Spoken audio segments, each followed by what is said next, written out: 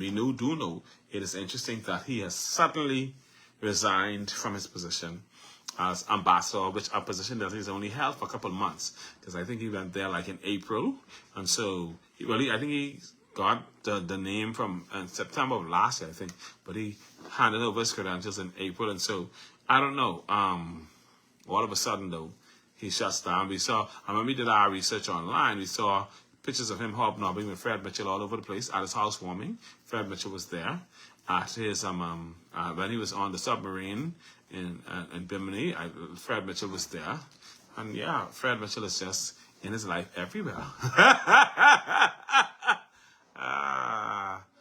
Maki, if this is so, you probably could get a loan from Fred Mitchell. And Justin E. Smith getting 200,000.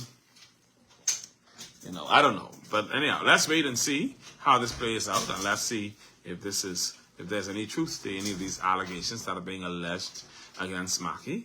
I don't believe them, but the rumors that have been going around, and they continue to go around, and we hope that he and his family can work it out, and these things can be resolved.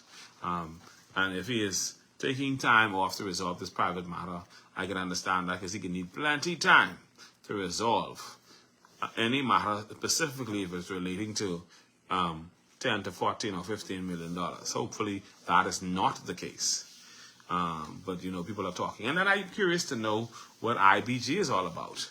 IBG Offices Limited, and whose money this is they had that he was allegedly able to access, if this is so.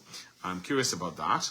And I'm also curious about whose money it was, and how he was able to allege it, and when they found it, and what caused them to say, well, okay, you know what, this is it, if this is the case, because we don't know. It's all rumors, and it's all alleged, and we don't believe it ourselves, but that's what's happened. That's what's out there. All right. We're curious about the whole thing, because you know what it is for somebody to resign immediately from the Bank of the Bahamas and resign from the Board of Bank of the Bahamas, and also resign from ambassadorship. Now, and I hope but this is Bahrain and Kuwait, and that involves the Saudis, and so I'm hoping that it didn't have anything to do with the Saudis' money, because you're hearing all sorts of things, and you're hearing some stuff about the Saudis' money and these other involvements, but we don't know if that is what was going on with that, or that had anything to do with it. What I do know is he had nothing to do with the glitch with Bank of the Bahamas. So you had a lot of persons trying to correlate his resignation with Bank of the Bahamas fiasco. He had nothing to do with that.